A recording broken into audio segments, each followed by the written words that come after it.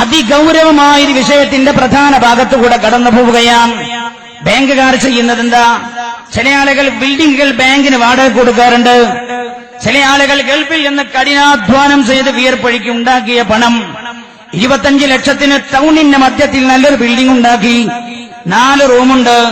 2 റൂമും ബാങ്കിനയാൾ വാടക കൊടുത്തിരിക്കുകയാണ്. എന്താ? ഒരാളിപ്പോ അടുത്തെന്നോട് പറഞ്ഞു, ബാങ്കിന് കൊടുത്താനുള്ള സുഖം എല്ലാ മാസവും കൃത്യമായി 1-ാം തീയതി അക്കൗണ്ടിലേക്ക് വാടക വരും. പക്ഷേ നമ്മുടെ അക്കൗണ്ടിലേക്ക് വരുന്നത് എന്താണെന്ന് ഞാൻ പറയുന്നുണ്ട് എന്റെ സഹോദരങ്ങളെ. അതാണല്ലോ നമ്മുടെ വിഷയം. ബാങ്കിന് നമ്മൾ വാടക കൊടുക്കുന്നു. ബാങ്ക് ചെയ്യുന്നത് എന്താ? എന്റെ അടുത്ത് 1 ലക്ഷം ഉറുപ്പികയുണ്ട്. ഞാൻ നിങ്ങൾക്ക് മനസ്സിലാക്കി തരാൻ ഏറ്റവും സാധാരണമായ എനിക്ക് പറയാൻ പറ്റാവുന്ന ചെറിയ ഉദാഹരണത്തിൽ പറയുകയാണ്. എന്റെ അടുത്ത് 1 ലക്ഷം ഉറുപ്പികയുണ്ട്. ഞാനത് ബാങ്കിൽ കൊണ്ടുപോയി നിക്ഷേപിക്കുന്നു. ബാങ്ക് എന്നോട് പറഞ്ഞത് നിങ്ങൾക്ക് 14% പലിശ. കുട്ടിയെ കെട്ടിക്കാൻ വകയില്ലാത്ത ഒരാൾ, വളരെ പ്രയാസപ്പെട്ടയാൾ ബാങ്കിലേക്ക് വരുന്നു 1 ലക്ഷം കടം വാങ്ങാൻ. ബാങ്ക് എന്നോട് പറഞ്ഞത് 7% പലിശ. ഈ കുട്ടിയെ കെട്ടിക്കാൻ വകയില്ലാത്ത ആൾ ബാങ്കിൽ വന്നു. ഈ 1 ലക്ഷം ഉറുപ്പിക എന്നോട് വാങ്ങിച്ച 1 ലക്ഷം ഉറുപ്പിക ബാങ്ക് അയാൾക്ക് കൊടുത്തു.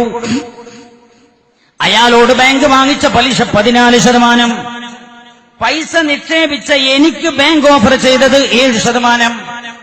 എന്റെ 1 ലക്ഷം എടുത്തിട്ട് പലിശക്ക് കൊടുത്തിട്ട് അതിൽ നിന്ന് 7% പിടിച്ചു വച്ചു ബാങ്ക്.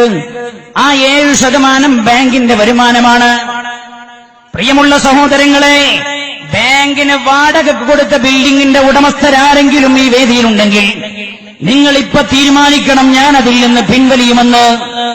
നിങ്ങൾ ഇന്ന് നേരെ പോയിട്ട് നിങ്ങൾ ബാങ്കുകാരോട് പറയണം, എന്റെ ബിൽഡിംഗ് എനിക്ക് ഒഴിവാക്കി തരണമെന്ന്. ഈ 7% പലിശയില്ലേ, ഈ 7% 14% ബാങ്ക് വാങ്ങിച്ച പലിശ അതാരുടേതാ നിങ്ങൾക്കറിയോ? എനിക്കറിയാ. എത്രയോ കണ്ണുനീർ കണ്ടിട്ടുണ്ട് ഞാൻ. പള്ളിയുടെ വരാന്തയിൽ വന്നിട്ട് മൂത്ത മകളെ ജനങ്ങളോടൊക്കെ ചോദിക്കാൻ മടിയായിട്ട് മൂത്ത മകളെ ഞാൻ എങ്ങനെയൊക്കെയോ കെട്ടിച്ചു പറഞ്ഞയച്ചു. 2ാമത്തെ മകളെ കെട്ടിക്കാൻ വകയുണ്ടായിരുന്നില്ല. എന്റെ വീടും എന്റെ വീടിന്റെയും പറമ്പിന്റെയും ആധാരം ഞാൻ ബാങ്കിൽ വെച്ചു. എങ്ങനെയെങ്കിലുമൊക്കെ അധ്വാനിച്ചു കിട്ടാമെന്നായിരുന്നു ഞാൻ കരുതിയത്. പക്ഷേ വിചാരിച്ച പോലെ കഴിഞ്ഞില്ല. ഉസ്താദേ, എത്ര ആളുകൾ പള്ളി വരാന്തയിൽ വന്ന് കണ്ണിൽ നിന്ന് രക്തമാണോ ഒഴുകുന്നതെന്ന് തോന്നിപ്പോകും.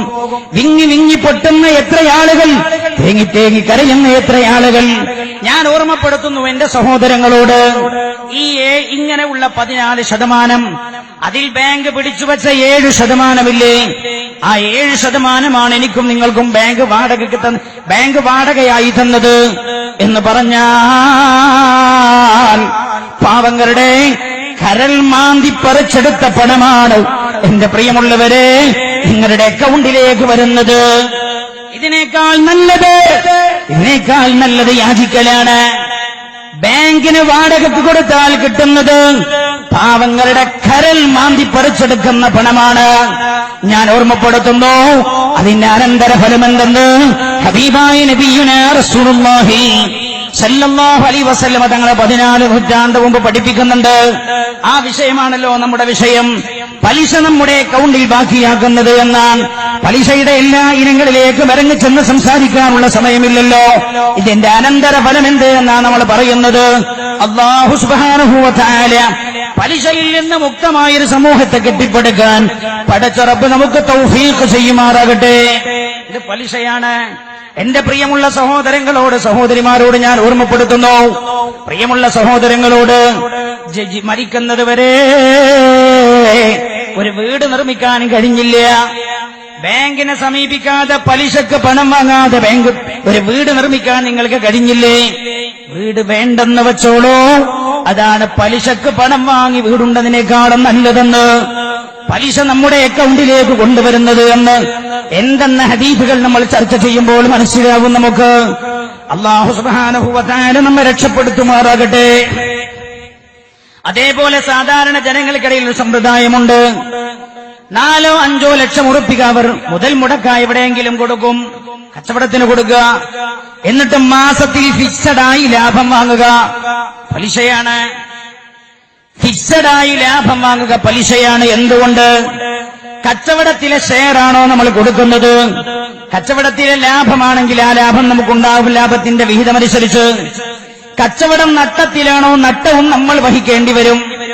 ഇത് കൊടുക്കുമ്പോ പറയും, നഷ്ടമൊന്നും ഞാൻ അറിയില്ല, നഷ്ടമൊന്നും നിങ്ങൾ അറിയണ്ട, എല്ലാ മാസവും നിങ്ങളുടെ വീട്ടിലേക്ക് 3000 ഉറുപ്പിക എത്തും. ഫിക്സഡ് ലാഭമാണ്, റിബയാണ്, പലിശയാ. അഹല്ലല്ലാഹുൽ ബൈഅ വഹറമർ റിബാ. അല്ലാഹു പലിശയെ കച്ചവടം ഹലാലാക്കുകയും പലിശയെ അല്ലാഹു നിരോധിക്കുകയും ചെയ്തിരിക്കുകയാണ്. ഇനി കേൾക്കൂ നിങ്ങളൊരു സംഭവം. മഹാനായ അബൂ റാഫി റളിയല്ലാഹു അൻഹു പറയാൻ ശ്രദ്ധിക്കണം. മഹാനായ അബൂ റാഫി റളിയല്ലാഹു അൻഹു പറയാൻ, മഹാനവർകൾ ബഅത ഖൽഖാലൻ മിൻ ഫില്ല, ഒരു വെള്ളിയുടെ പാദസാരം മഹാനവർകൾ കൊടുത്തയച്ചു. ആർക്ക്? മഹാനായ സയ്യിദുനാ സിദ്ദീഖ് റളിയല്ലാഹു അൻഹുവിന് വെള്ളിയുടെ പാദസാരം കൊടുത്തയച്ചു. സിദ്ദീഖ് റളിയല്ലാഹു അൻഹു അവരും തമ്മിൽ ചെറിയ ഇടപാടുണ്ടായിരുന്നു. അതിന് പകരം മഹാനവറുകൾ കൊടുത്തയച്ചത് വെള്ളിയുടെ പാദസാരമാണ്. മഹാനായ സിദ്ദീഖ് റളിയല്ലാഹു അൻഹു ഫവദഅൽ ഖൽഖാല ഫീ കഫ്ഫ, ത്രാസിന്റെ ഒരു തട്ടിൽ ഈ പാദസാരം വെച്ചു. പിന്നെയോ വദ്ദറാഹിമ ഫീ കഫ്ഫ, മറ്റേ തട്ടിൽ ദിർഹമുകളും വെച്ചു. ഫീ കഫ്ഫത്തിൻ ഉഖറ ഫകാനൽ ഖൽഖാലു അഖ്ഖല മിൻഹാ, ഈ പാദസാരം ആ വെള്ളിയുടെ ദിർഹമിനെക്കാളും അല്പം ഭാരം കൂടുതലുണ്ടായിരുന്നു ഈ പാദസാരം. ഫഅഖദ മിഖറാലൻ, സിദ്ദീഖ് റളിയല്ലാഹു അൻഹു ഒരു കത്രിക എടുത്തു. എന്തിന്? ലിയഖതാഹു, ഈ കൂടുതലുള്ളത് മുറിച്ചെടുക്കാനായി, തിരിച്ച് അബൂ റാഫി റളിയല്ലാഹു അൻഹുവിനെ തന്നെ കൊടുക്കാനായി ഒരു കത്രിക എടുത്തു മുറിക്കാൻ.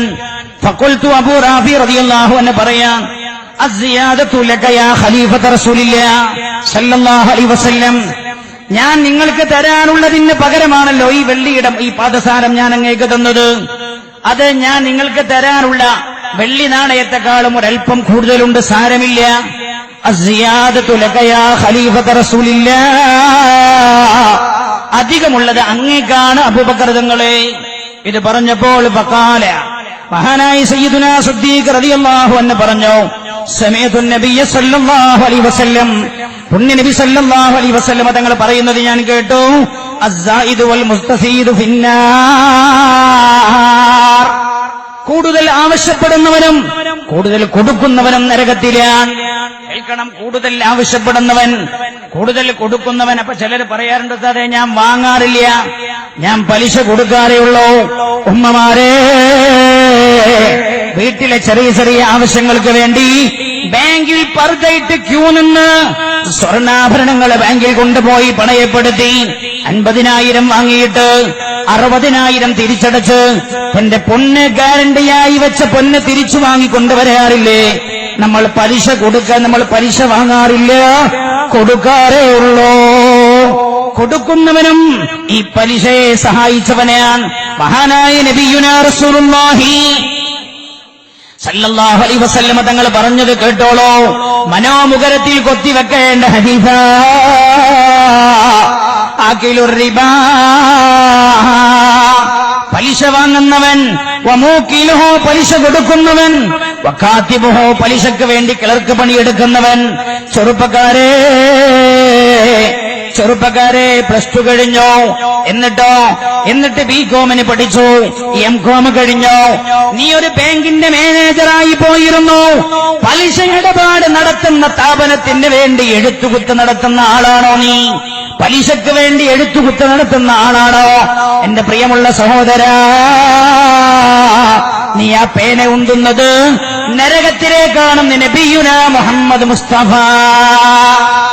സല്ലല്ലാഹു അലൈഹി വസല്ലം. വകാതിബുഹു, അവസാനിച്ചില്ല, വശാഹിദുഹു, പലിശക്ക് വേണ്ടി ജാമ്യം നിൽക്കുന്നവൻ, സാക്ഷി പറയുന്നവൻ. എന്തേ? ഞാനവന്റെ സാക്ഷി നിന്നിട്ടുണ്ടെങ്കിൽ അടുത്ത തെരഞ്ഞെടുപ്പിൽ ഞാനവനെ ആ ബാങ്കിൽ പോയി ഞാൻ ജാമ്യം നിന്ന് ആ പണം വാങ്ങിച്ചു കൊടുത്തില്ലെങ്കിൽ അടുത്ത ഇലക്ഷനിൽ അവൻ എനിക്ക് എതിരാവും. സഹോദര, അവന്റെ വോട്ട് വേണ്ടെന്ന് വച്ചേക്ക്. അവന്റെ വോട്ട് വേണ്ടെന്ന് വെച്ച് അള്ളാഹുവിന്റെ നരകമാണ്. രണ്ടാമതൊരു അപ്പീൽ ആ വിഷയത്തിലില്ല. രണ്ടാമത്തെ ഒരു ഓപ്ഷൻ ഹദീസ് പറഞ്ഞിട്ടില്ലല്ലോ. കുല്ലുഹും ഫിന്നാർ, ഇവരൊക്കെ പോണത് നരകത്തിലേക്കാണ്. വേറൊരു ഓപ്ഷൻ ഉണ്ടെങ്കിൽ നമുക്ക് വിചാരിക്കായിരുന്നു ആ ഓപ്ഷനിലെങ്കിലും ഞാൻ പെടുമായിരുന്നു എന്ന്. അല്ലാഹു സുബ്ഹാനഹു വ തആല നമ്മളെ ഖബൂൽ ചെയ്യട്ടെ.